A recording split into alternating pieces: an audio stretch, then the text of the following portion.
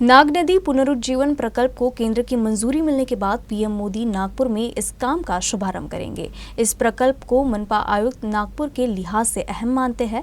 आयुक्त के अनुसार नाग नदी सीधे तौर से शहर की पहचान से जुड़ी हुई है। नाग नदी के संरक्षण और स्वच्छ बनाए जाने के क्रम का ये पहला चरण है। नदी को भविष्य में साबरमती की विकसित की जाएगी, इसे लेकर भी काम शुरू है। नागपुर शहर के लिए अहम नाग नदी पुनरुज्जीवन जो योजना है उसको केंद्रीय कैबिनेट ने मंजूरी दे दी है। प्रधानमंत्री 11 दिसंबर को जब नागपुर के दौरे पर होंगे तो इस योजना का भी शुभारंभ करेंगे। लगभग 2000 करोड़ की ये योजना है और नाग नदी जो वर्तमान में नाले में तब्दील हो गई है उसे फिर से नदी बनाने का प्रयास किया जाएगा। ये योजना जल्द से जल्द शुरू हो, इसके लिए महानगर पालिका के आयुक्त राधाकृष्णन बी ने बहुत प्रयत्न किए। दिल्ली में कई बार वो बैठकों में गए, उन्होंने प्रेजेंटेशन दिया। सर से हम जानते हैं, सर ये बताएं सबसे पहले तो ये योजना नागपुर शहर के लिए कितनी अहम है ऐसे समय में जब एक शहर स्वस्थ होने का, स्वच्छ होने का सपना देख रहा हो।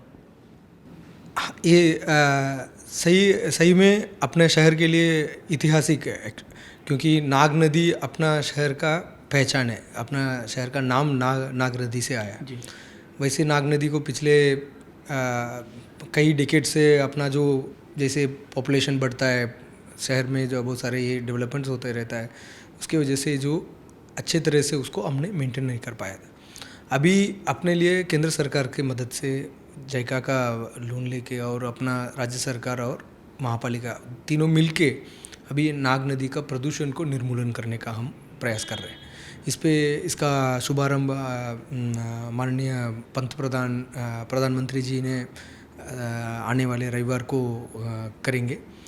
इस पे सबसे इम्पोर्टेंट है जो अपना जो नाग नदी और पिवली नदी, दोनों नदी अपना इस कार्यक्रम में ले लिया हमने। इस पे सबसे इम्पोर्टेंट है उस पे जो इंटरसेप्टर लाइन हम बनाने वाला है, उससे जो कुछ वो जो सीवेज आज रोज ही डायरेक्टली नाग नदी में जा रहे हैं, डायरेक्टली नाग नदी में जाने नहीं देंगे। वो सबको इंटरसेप्ट करके वो सब एक साथ लेके जाके उस पर नए एसटीपी तैयार करेंगे, पंपिंग स्टेशन तैयार करने वाला है।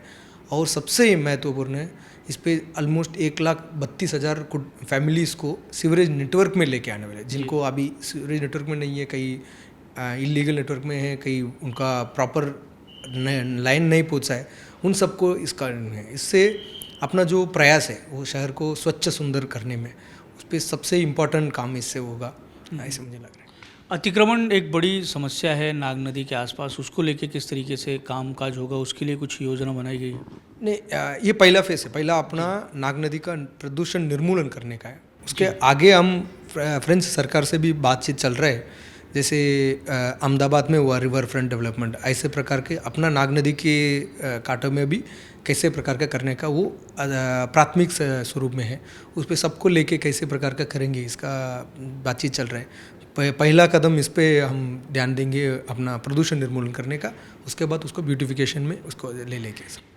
तो ये थे महानगर पालिका के आयुक्त राधाकृष्णन भी, जिन्होंने हमें बताया कि ये चूँकि नागपुर जैसा ऐतिहासिक शहर है तो उसकी पहचान नाग नदी से जुड़ी हुई है और उसको स्वच्छ बनाने का काम इस योजना के तहत होगा।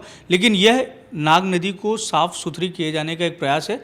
इसके बाद में भी इसे लेकर और बहुत सारे काम होते रहेंगे। कैमरामैन अतुल गवई के साथ दिव्येश द्विवेदी, यूसीएन न्यूज़, नागपुर।